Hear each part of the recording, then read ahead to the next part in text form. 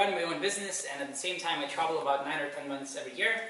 I established my first company at the age of 15, and then I don't know, I guess after a few years I sort of realized that the best way for me is to have a company online so that I can make a living while living pretty much anywhere. So I think, yes, at the age of 19 when I graduated from high school, I began traveling essentially full-time. So now I spend about 1 or 2 months a year in Lithuania, and the rest I simply go anywhere I wish, anywhere I like. And so in the past 3 years that I've been living this sort of lifestyle, I visited over 50 different countries and spent most of my time in Asia. And that's the introduction, and now I can move on to the questions. Yes? Okay. So how much time do you work? Do you count your working hours? It's really difficult to say, I guess, because on some days I guess I work maybe just a few hours, while on others I work 12 or more, because with the company, okay, with my current business, which is an online coupons website in the United States, we really do not have a lot of things that we have to do constantly, especially for me.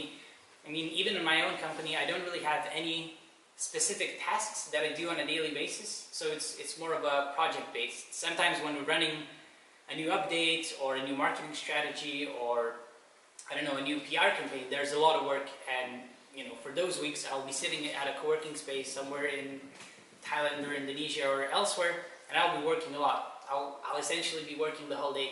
While on others, where there's not really that much work that I need to do, I'll be motorbiking in the Himalayas or going to North Korea without internet access and stuff.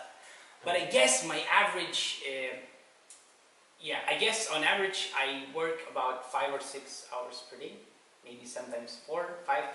So it's not too much, but I guess I try to focus on being really efficient as I can be, as opposed to just working a lot and just sort of coming up with tasks that I don't really need to do, but I don't know, I just do because I came up with them. What place is the best for digital nomads and why? I guess I don't really have a very good answer here, because it really depends on what you like to do and what you don't like to do. I guess for both, for most digital nomads, you would want to live in a place that has a very fast Wi-Fi connection, so that you could have Skype calls with your team, so that you could download files, transfer files, and I don't know, upload videos and stuff like that. For me, that's not really the case, because it's funny. Every time I'm out of Lithuania, where we have our, I don't know, headquarters, I never ever have any Skype calls with any of my teammates, ever.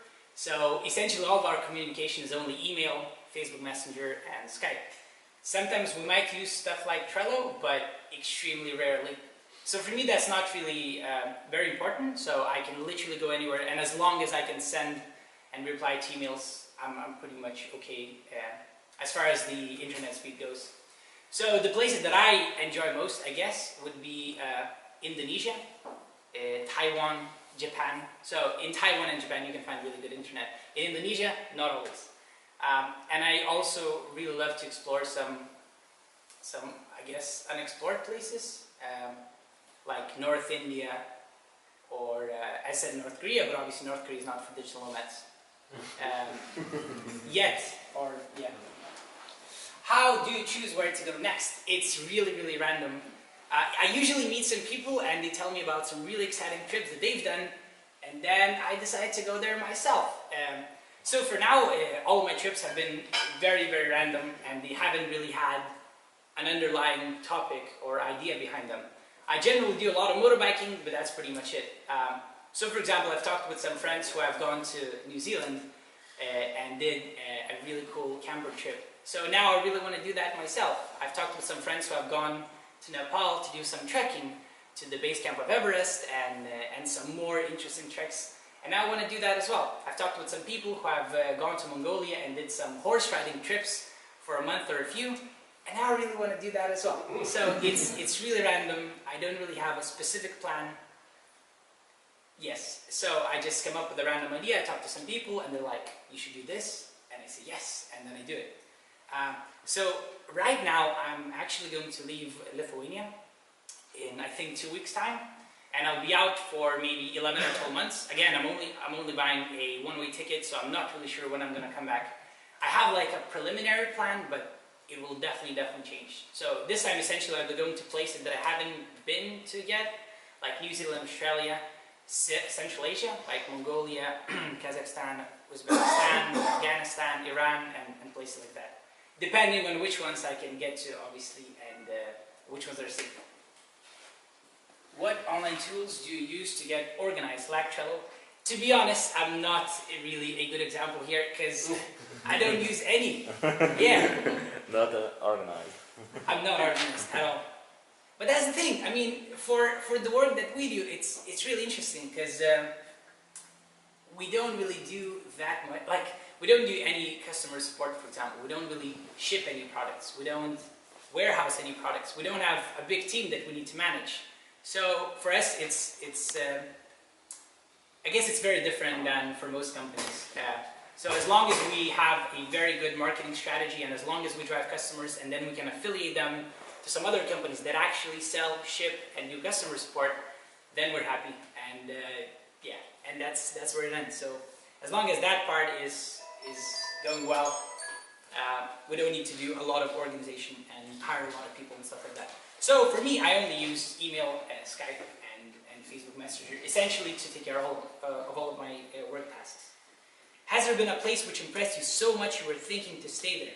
Was it North Korea?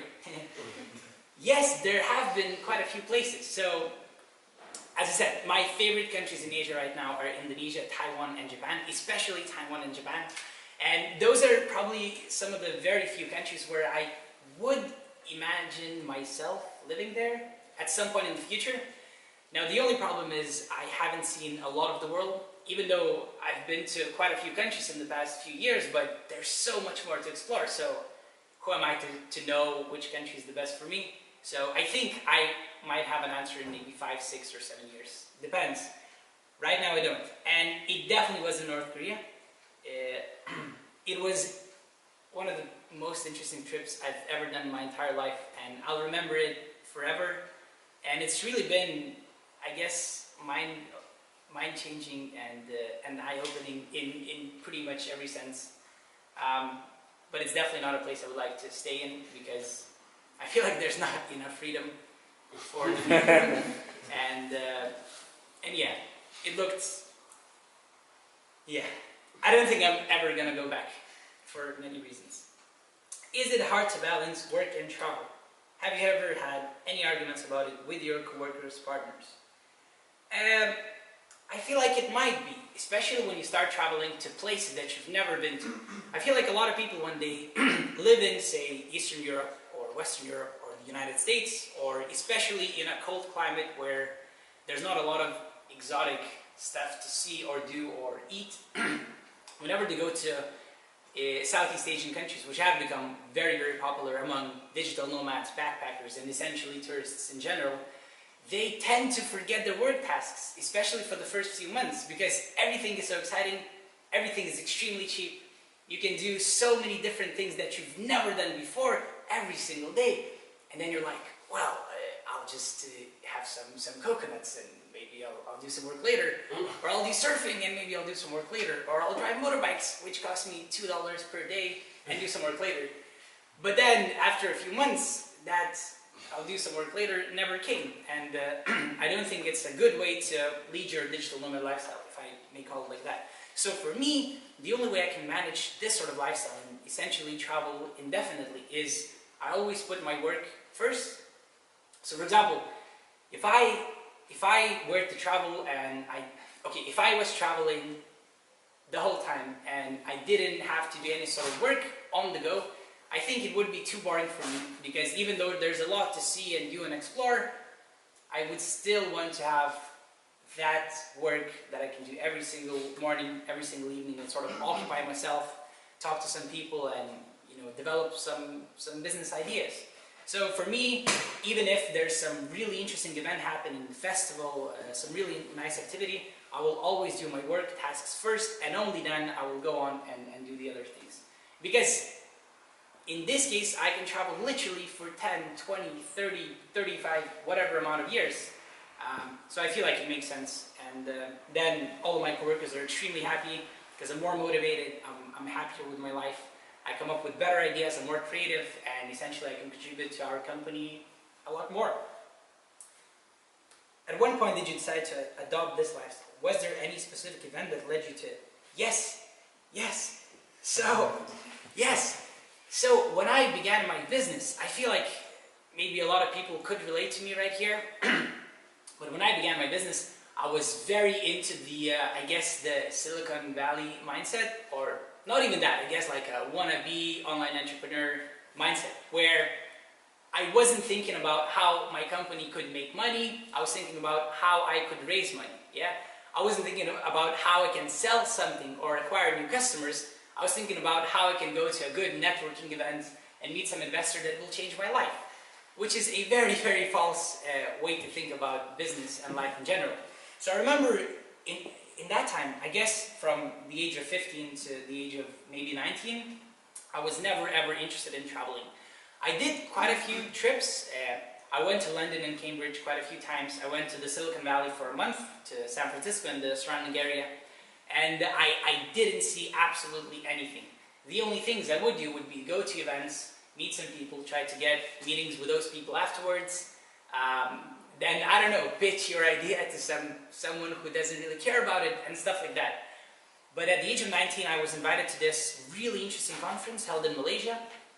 So essentially what they did is they invited 500 young entrepreneurs from all around the world to come to Malaysia for 1 week and attend this event, where there were essentially 250 young people from Malaysia, 250 from more than 100 different countries, and we were split into groups, and we essentially had to work on different ideas that could change. Yeah, there were essentially 4 topics that we could choose to work on, and they had to be like non-profit ideas or for-profit ideas, but essentially they would have to change the way people think about some things and solve some health issues, solve some I don't know, sexual harassment issues and stuff like that. So in that 1 week, I spent all of those days in Malaysia. I met a lot of new people, a lot of really, really interesting people from all around the world. And then I had another week off after the event where I went to Singapore and I traveled a bit in Indonesia. And that was my first time ever that I went to Asia. And I remember I realized how much I had not done in my life, how much I had not seen, and how much I had not understood about different cultures, about different people, about life in general, about different religions even, and cities and countries and everything. And that's when it hit me that if I keep on living this way, I might build a really big company sometime, or I don't know, I might have a beautiful office, I might have a family and sort of settle in one place and spend the whole time living there. Well, on the other hand, I could really explore the world for at least a few years and understand a lot more, perceive a lot more, meet a lot of really interesting people, and I guess become a better person in general. So after that trip, I came back to Europe. I traveled a bit in Europe for maybe 2 months, and then I bought a one-way flight ticket to Southeast Asia, and it was my first big trip. It was my 3 months around 5 different countries, and while I was traveling there, I was also working on my companies, and essentially I wanted to make as much money as I could online so that I could essentially be traveling the whole time. And that event really changed my life, and yeah, I guess my outlook on life in general. And yeah, I'll definitely remember it for the rest of my life. What app can't you live without? I don't know. Just the general apps that everyone uses. I guess Google and email and Gmail are my favorite. YouTube as well. YouTube is very interesting. Why don't you post? No. Oh, really? No. Okay, let's go on. Why don't you post photos with you working in social media? Oh, okay. Yes, so I guess I have a really specific theme that I sort of want to develop on my social media, and that is those have to be my travel experiences and my travel pictures. And the reason is, I feel like not a lot of people would like to live the same way that I do. As in, spend all of your time somewhere, you know, to different places, not really being with their family, not being with their friends, not living in one place, and essentially working on the go and taking a lot of responsibility and things like that. On the other hand, a lot of people really do like traveling, whether it's a week, a year, or 3 months a year, or 6 months a year, or whatever. So I feel like it's a lot easier for me to inspire people to travel and see the world and see some places that they haven't seen before, as opposed to becoming digital nomads. Because it's not as easy as simply going on a trip. So I sort of decided to only post my travel pictures there and obviously talk about my travel experiences, and only post my work-related stuff when I've reached a really big and, I don't know, essentially a milestone that I'm proud of. Like, I don't know, if we really expanded our company somewhere, or if we sold the company, or say with my YouTube activities that I've been doing for the past year, I guess. If I reach a big, I don't know, a lot of views on some specific video, I might share that as well. And actually, my North Korean video that I've published a month and a half ago is going to reach 1 million views, I think this or next week. So that is something I would want to share, but not just, I don't know, everyday work that I do. Because it's not as interesting to most people. That's the answer. What are you reading right now, if you are? Yes, I'm reading a lot, and to be honest, I couldn't really live without Amazon Kindle application on my phone, and that is, I guess, the application that I should have mentioned a few questions before. So I spend a lot of money on books, sometimes maybe too much, but it's, I don't know, I guess at least $50 every single month. Sometimes it's more, sometimes it's less, but I read everywhere, and as often as I can. Essentially every time I take a flight, I go on a bus ride, or I don't know, I just have some spare time waiting for something, for a meeting or whatever. And even though before I spent all of my time reading only business books or marketing books, or, you know, something specific related to business, now I tend to read a lot more unrelated stuff, I guess. I'm really into biographies, I'm really into history, like especially Native American history, I guess, like the old empires of the Incas, the Aztecs, the Native American tribes in the current United States, or biographies of some really, really interesting people. So yes, that's what I'm reading right now. Best piece of advice you've been given in terms of digital nomad life? I guess the best piece of advice I can ever give to anyone is to not rush it. As I said, put your work tasks first, finish them, and only then go explore and take it very, very easy. It's a lot better to go to one place and do your work and then explore after your work and spend a month or two there so that you could see everything, you could understand the culture, maybe even pick up some local language phrases and stuff, as opposed to going there for 2 weeks, not doing any work at all, and eventually becoming really, really exhausted after the trip because you've been trying to see so many different places and it's all been very superficial, you haven't really explored them, you've only seen them, and put a tick on your list. But yeah, take it easy, put your work first, and that's definitely gonna help. Do you feel alone sometimes, maybe missing your family? Oh, it's Fabian, okay. I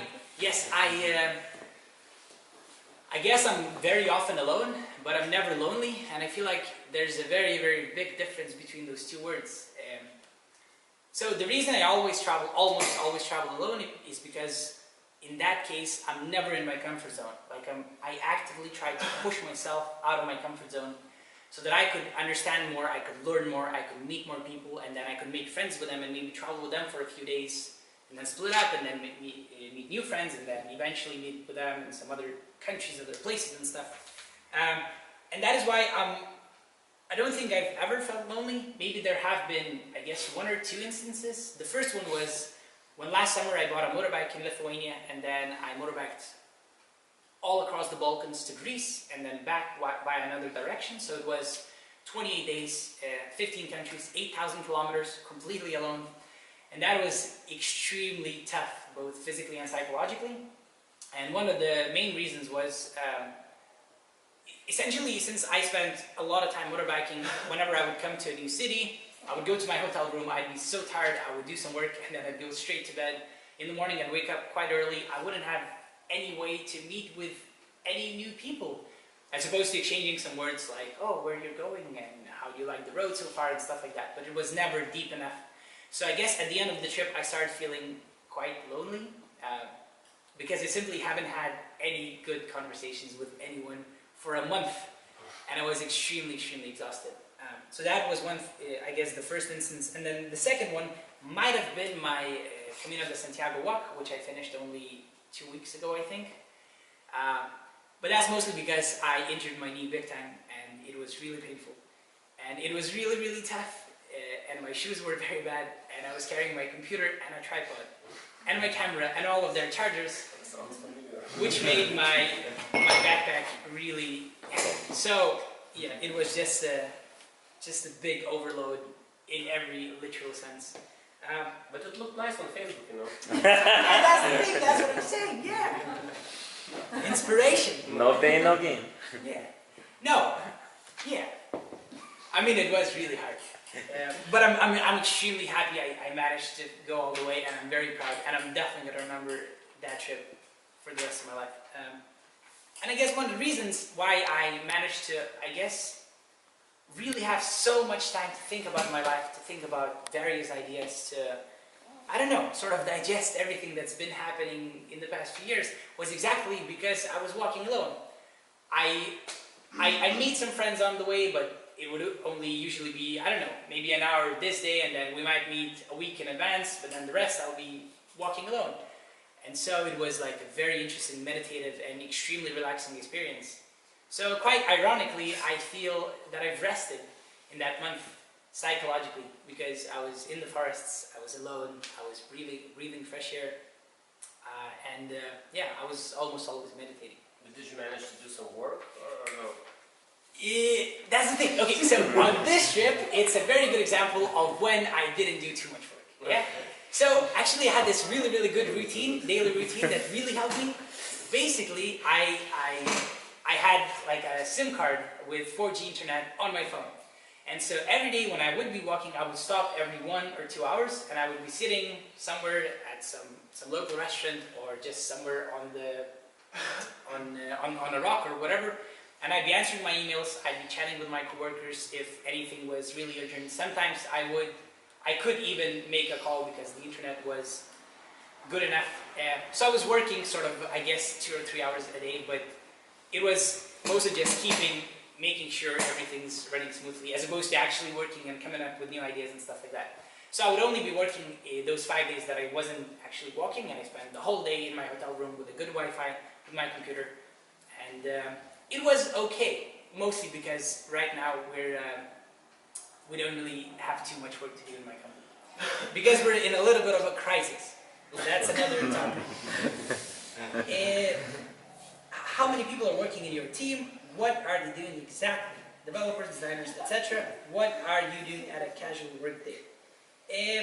Okay, so we have almost 20 people in Lithuania and in India. We also have quite a few freelancers, because in my mind, the best company is the sort of company where like 100% of the revenue is profit and that has 0 employees. Which is, I guess, not a good thing to say here, because you guys seem like a great team. We do the totally, fundamentally, the most important tasks in a house. So essentially all of the people there, they do very specific tasks. We only have one developer, because even though we're an online company, we're not really a tech company. We're mostly just an online marketing business. And from the tech standpoint, it's an extremely simple website, essentially just a static page that redirects people to different websites that actually do the work. But mostly everyone is working with marketing. So some people write articles, some people outreach to various journalists or bloggers, or some people obviously work with content so that we would have all of those newest coupons available and stuff like that. But yeah, I mean, I guess 90% of what we do is essentially marketing, and most of our customers come from either email or Google search. So every work they do is very related to that. And what are you doing at a casual work day? I don't know, because it's extremely different all the time. For example, a year ago, I think, or a year and a half ago, I came up with this idea that we should start supporting university students in the United States. So we established, well, yes, it was essentially a project that I was running. So at that company, we established this scholarship, like university scholarship program, where every year we're giving away thousands of dollars to various university students in the United States. So the first year we gave out, I think, $11,500 to 4 different students, and now we give out about $3,000 every single year. So for example, when I came up with that idea, I was working really hard to make that possible and collaborate with many different universities so that they would give us some promotion and make sure it's all running smoothly, make sure the application process is running smoothly. And I was focusing on that for a few months, and then once that project sort of ended and some people took over, I started working on some other ideas. So it's really random, it's never the same, and it's a plus and a minus as well. Most people set goals in their life to keep moving forward. What are your goals right now? I don't really have any goals. I don't really have any plan. I can't imagine myself being somebody in 3 or 5 years or 10 years. Because I feel like life is ever-changing, and every single day is extremely unexpected. Many things can happen every single day that will change your life forever. So I don't really want to try to predict something. I have some principles in my life that I try to follow. The main of which is, I guess, yeah. Okay, so I guess work is extremely important for me, and I essentially work as much as I need or as much as I want. And then travel is really important for me, but overall I just try to be happy. And if at some point I realize traveling is too boring for me, I might change my hobbies and do something else. But for now it's essentially work, travel, and learning things about the world. What are your best memories, fun facts, plot twists, etc.?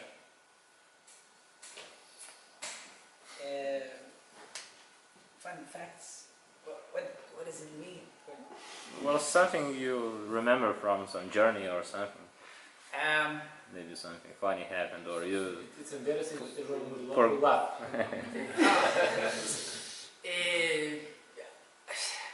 I guess many things happen all the time. North Korea. Yes, that was definitely fun. Yes. Any interesting situations there? Well, there were a lot of interesting situations.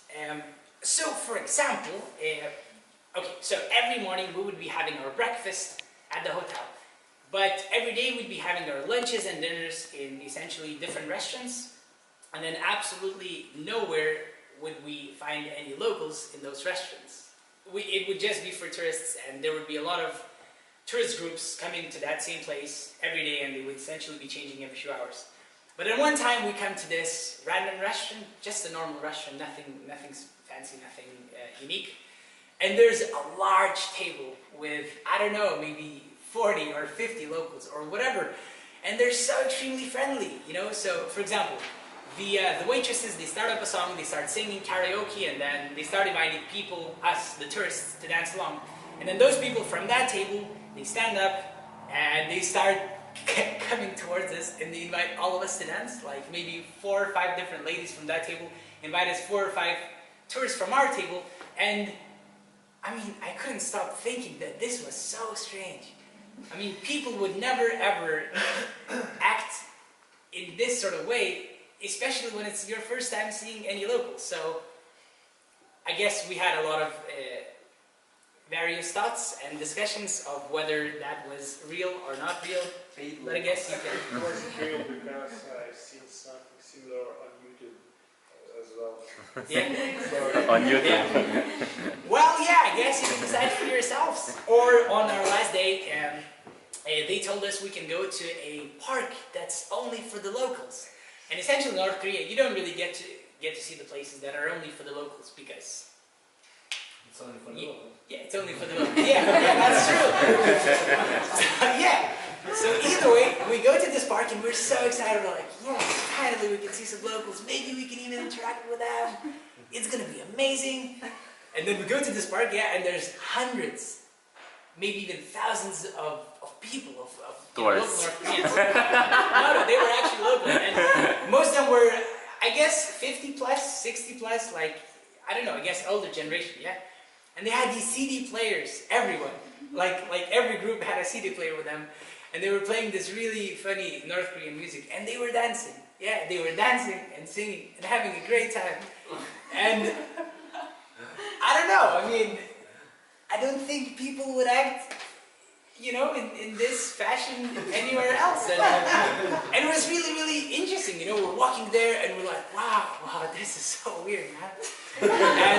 And yeah, I mean, I guess you leave that country with more questions than you had when you were going in. So those were some of the really interesting things we saw, but there were a lot more. Plot twists. So that, I guess, was a plot twist. Okay, how long are you planning to be a digital nomad? I hope for the rest of my life, because the way I see, okay, so the way I think of a digital nomad, it's not a person who travels all the time. It's simply a person who can work from literally anywhere, and they are free to choose where they want to live and what they want to do with their lives. I guess a lot of people who you could call digital nomads, they only travel a month a year or a few weeks a year. But then the best thing is you have all the freedom in your life to live anywhere you like. So for example, if you have your own family, if you have your own kids, if you don't want to travel really actively, if you sort of want to settle down somewhere and spend 5 years living there, you can go to some really, really small towns in some really small countries where nothing is happening, as long as you have internet connection. If you fall in love with horse riding, you can move to Mongolia and ride horses every single day, and then work after that's done. Or if you fall in love with surfing, you can move to some really small surf town somewhere in Australia and go surfing every single day as well. So I feel like even if I stop traveling so actively at some point in my life, I would still want to be able to live anywhere and essentially do what I want to do, depending on what's really interesting for me at that specific time in my life. So I hope for the rest of my life. Where was the worst place to work from that you won't recommend? Obviously North Korea, because they don't have internet connection. But also, I went to Myanmar, I guess 2 years ago, and at that time the country had only been open to tourists for maybe 3 years or 4 years. So it was still extremely underdeveloped. I mean, you couldn't find any McDonald's, Starbucks, shopping malls, or, you know, obviously the roads were not the best. And apparently the internet connection was extremely bad. It was really bad. So that was the only place throughout my travels where I actually had to go to internet cafes every single day to even try to send an email, and even that was not possible most of the time. So it was kind of stressful because at that time I had to do quite a lot of work, and I didn't really consider the fact that it might be really hard. But it was 2 years ago, so I feel like the country right now is probably a lot more developed, and you might not have to face the same problems that I did. But for the rest, I feel like, I don't know, it really depends on the person. Some people like Vietnam, some people like Thailand, some people like Japan, some people like Taiwan, some people like whatever else, something in Europe or Latin America or anything else. So for a digital nomad, as long as you have a Wi-Fi, as long as you have a table and a chair to sit on, you can live anywhere. So it really depends. What is the biggest disadvantage of being a digital nomad? I feel like for a lot of people, it's the fact that if you're traveling all the time, is the fact that you don't really have some really stable relationships with literally anyone, including your childhood friends, including your family, your sisters, your brothers, or whatever, even your colleagues. So a lot of people feel either lonely, or if they're not lonely because they're meeting a lot of people, they feel like all of those relationships are quite superficial, as in you might be traveling with a person together, or you might be staying with them for a few weeks, and in that time you become real good friends, but when it's over, you don't really know when you're going to meet them, if ever. It might take you 5 years, it might take you 10 years, or you might never meet each other again. So I feel like a lot of people simply want to have more stable relationships and, have, I don't know, marry or have boyfriends or girlfriends or whatever else. But for me, I guess that hasn't been a very big problem, because I tend to meet quite a lot of people, and then I try to keep in touch with them as much as possible. And then whenever I travel to some other places, I try to, I guess, negotiate with them. If they're not far away, maybe they can fly in, maybe we can hang out, maybe we can meet some new people together. And I always try to come back to, for example, Lithuania to meet with my family and friends. It's not as often as I would want to, but but it's not as bad as it may seem. So that's it. Those are all the questions. And I have a question. okay. What's in your backpack? I would say, what are the key things that you always carry with yourself? Yes, so, yeah. So for me, it's, I guess the main things that I always carry are obviously my computer. I have one GoPro camera, one pocket camera, then obviously your passport, your wallet, and yeah. I mean, the rest you can obviously always buy, yeah? But obviously I don't want to buy new stuff to, you know, in every place that I go to. And then there's obviously some clothes. So for clothes, I have 2 sets of pants, 5 t-shirts, 1 sweater, this sweater, and 1 really thin jacket, and two pairs of shorts as well. And also have 1 slippers and some sneakers. And that's pretty much it. So essentially all of my clothes, they can fit into a plastic bag that's this big, if not smaller. But it obviously really depends on where you want to go. Sometimes you might want to get a thicker jacket, but then again, you can always buy it there or rent it there and then give it back or whatever. So yeah, for me, it's the step that I need to do some work. Cameras, my computer, passport, and my wallet, then some clothes. And that's it. And then obviously some toiletries or whatever else you want to take. But it's really, really simple. And that's literally everything that I own in my life. So, like for real, yeah, it fits into a backpack like this, if not smaller. It's always hand luggage for me. I never check it in, and I really like it. I guess before I began traveling, I couldn't really imagine living this way, as most people would. But I hate buying stuff. I hate having things. It's so difficult to take care of them, to make sure they're not stolen, to clean them, to put them in their places, and repair them and stuff like that. Oh, I forgot I also have a phone. But that's it. Yes, and I love not having things. I hope I will never have many things. Do you think you need to reach an executive level, or at least to be an employer instead of employee, to have such kind of a lifestyle? No. I feel like being an employee, as long as your employer is happy with the lifestyle you're having, is a lot easier. Because I guess it's more stable generally. There's not so much responsibility. You know, you might have some specific work hours, and you know, as long as you do those, you're happy to do whatever with your free time. Whereas sometimes if some things really go down wrong in your company and it's your money and you've invested them and things are not looking well, and then you're somewhere far away from everything and you're traveling, it might be quite stressful. But it really depends on the person, I guess. But I mean, yeah, there's so many ways to do it. I feel like a lot of people who are digital nomads, they tend to freelance. But I feel like having a proper, stable job would probably be even better for most of them. I guess the problem here is not the employees, the problem is the employers, because a lot of people are really old-fashioned in that sense, and they feel like if you don't come to the office, if you don't work 8 hours per day, you will not do anything good for the company, which in my opinion is not really the case in most of the time. So yeah, you can be an employee and live a lifestyle like this. Perfectly fine. So how much money do you need to be a digital nomad? Yes. Again, it really depends on where you want to travel. But generally, I would say if you can afford to spend maybe 800 or 1,000 euros a month, you should be really fine in most places in Asia. Sometimes you would have to be living as a backpacker, sometimes not. But you could definitely afford to start traveling if it was like a stable income. And obviously I know some people who spend maybe 400 euros a month, or some people who spend 3,000 euros a month. But it really depends.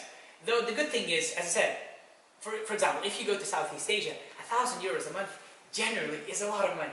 Like, you can literally go diving and surfing and whatever every single day almost. You know, you can have a motorbike, you can go on trips around that area every weekend, and you will still save some money, I guess.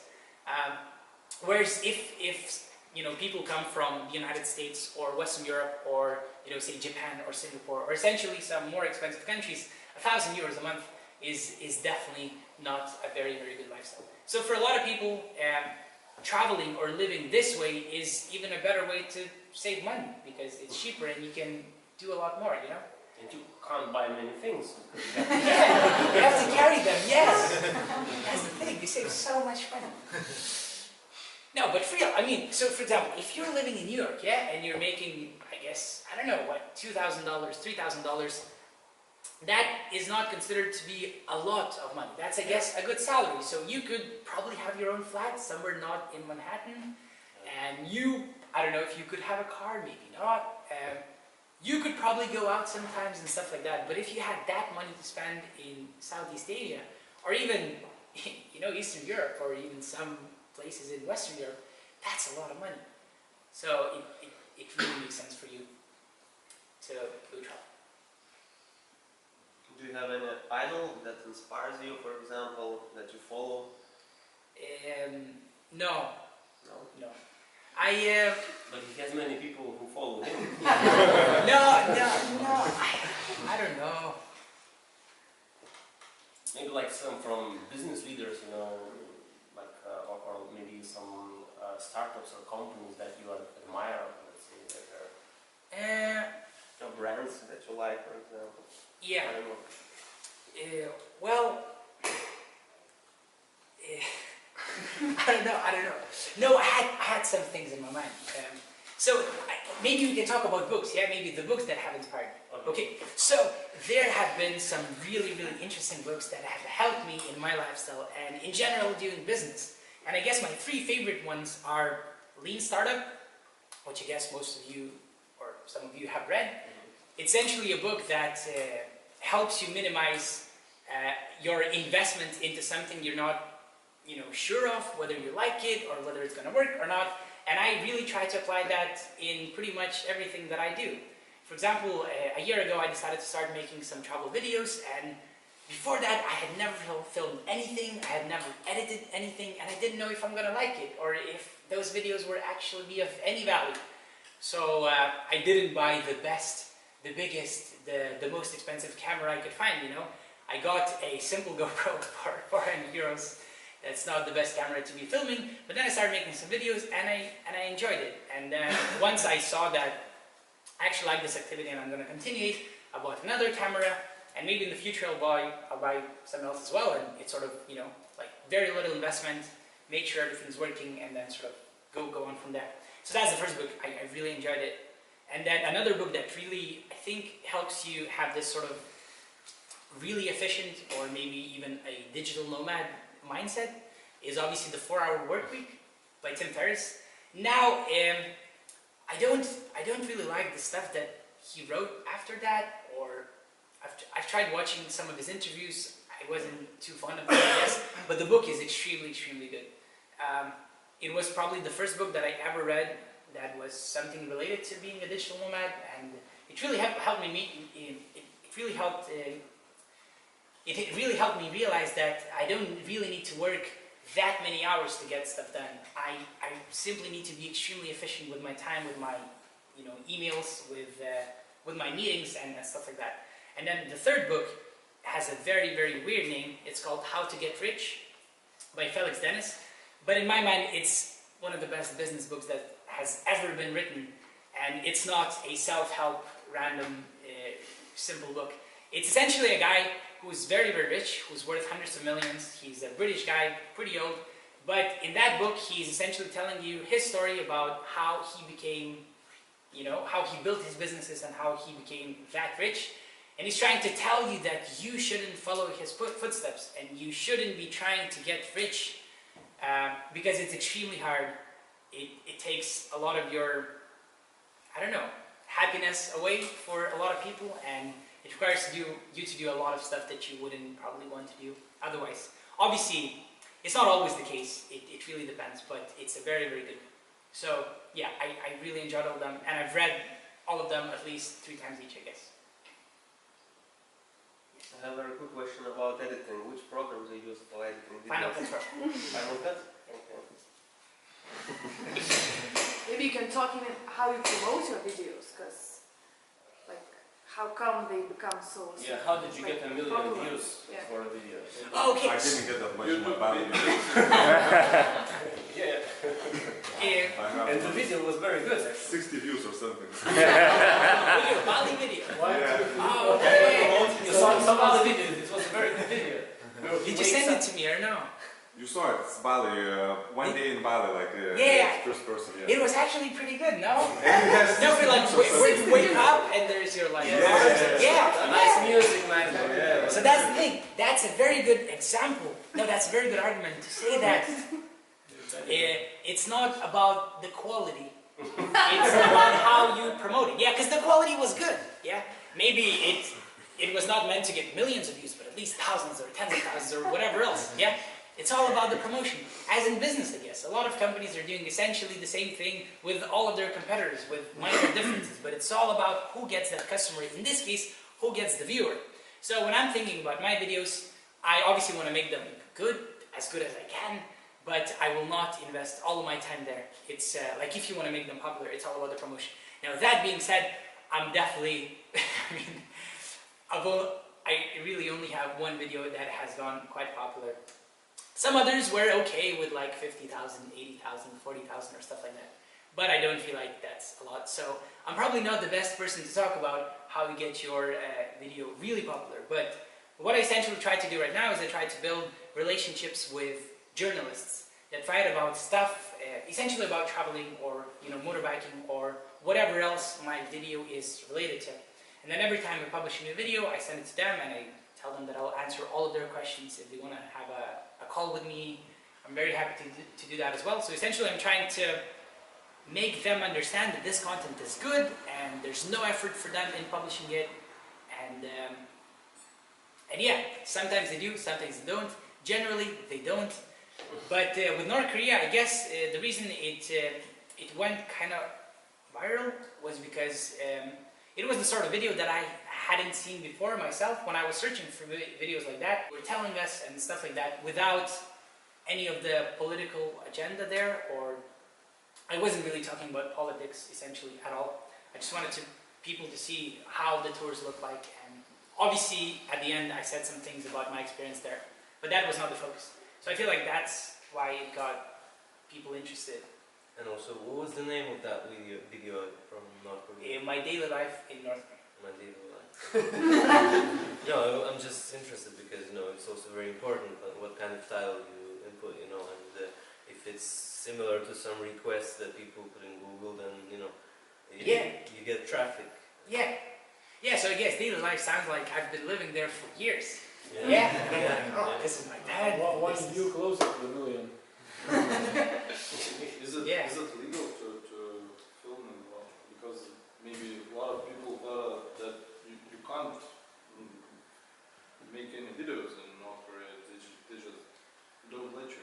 No, so actually there have been thousands and thousands of videos made there, because a lot of the tourists who go there, they obviously will publish something. It's just that a lot of those videos, they do not really go mainstream and not a lot of people see them.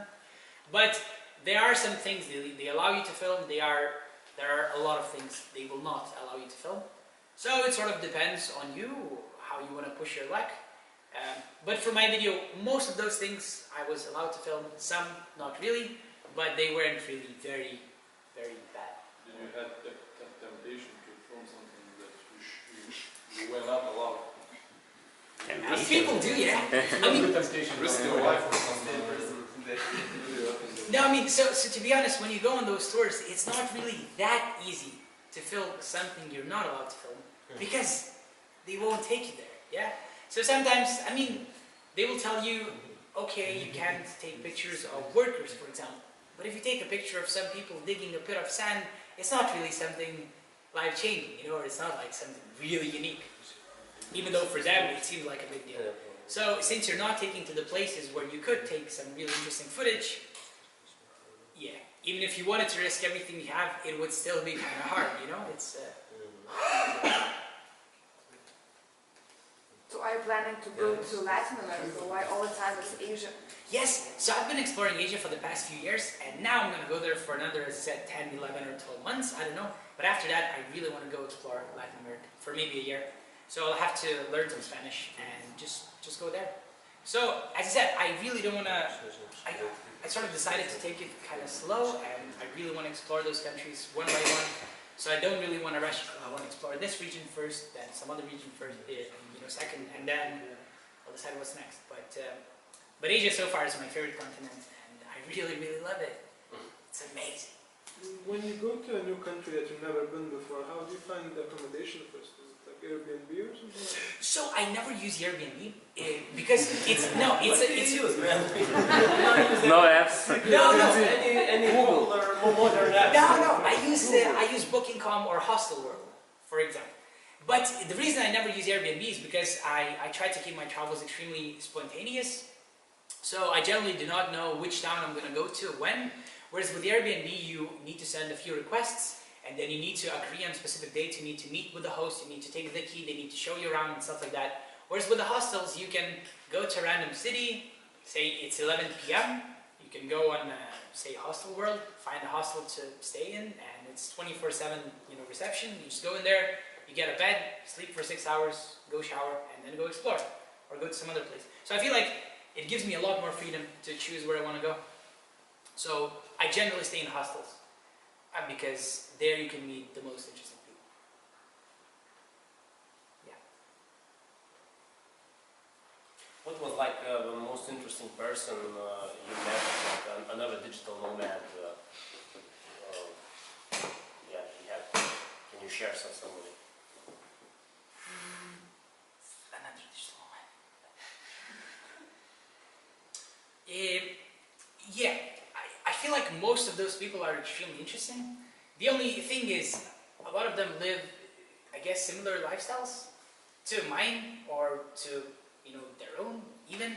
Because a lot of people who especially are just beginning their digital nomad lifestyle, they tend to go to the places that are really popular among other, nomads, like Chiang Mai in Thailand, or, places like that, Bali in Indonesia. Yeah. And then again, since quite a few of those people are like, designers or software developers, and say they like working at co-working spaces because that, then they're focused. You need to have one specific place where they're living, and a lot of them will go to one place for 3 months, then to another place for 3 months, and they don't really go on these really extreme trips that I would call very, very interesting.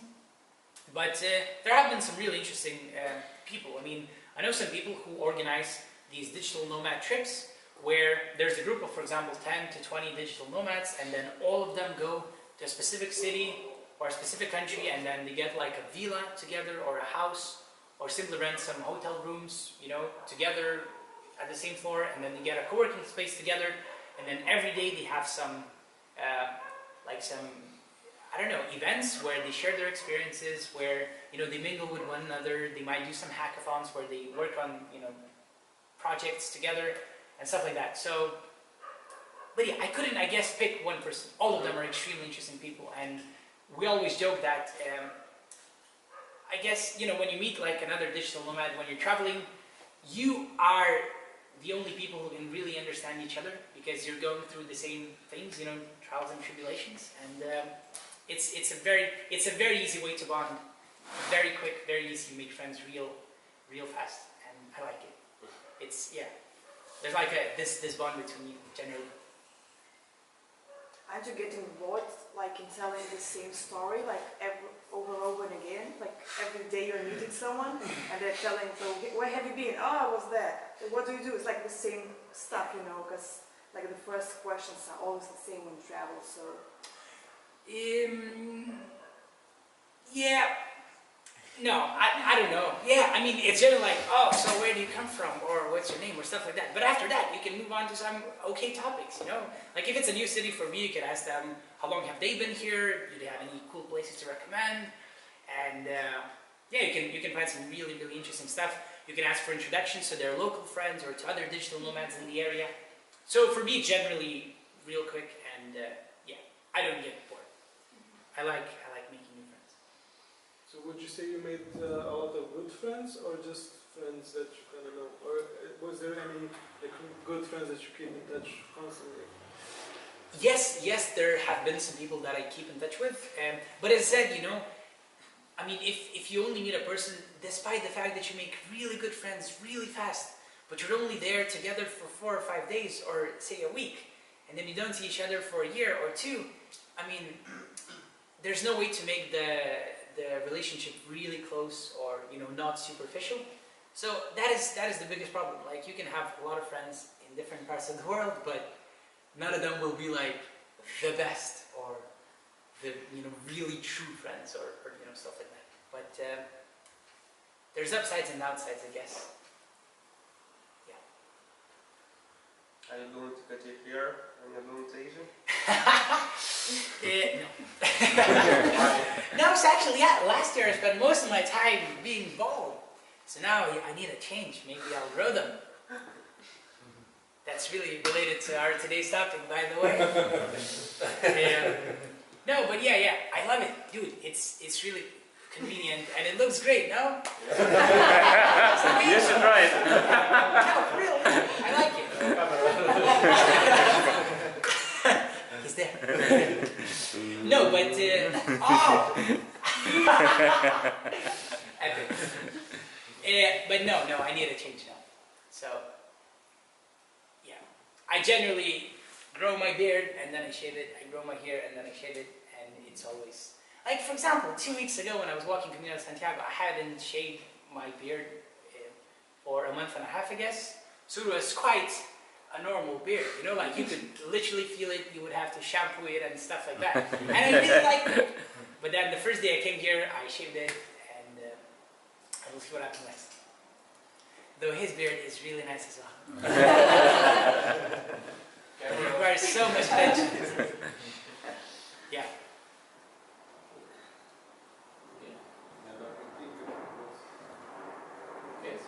Thank you very much.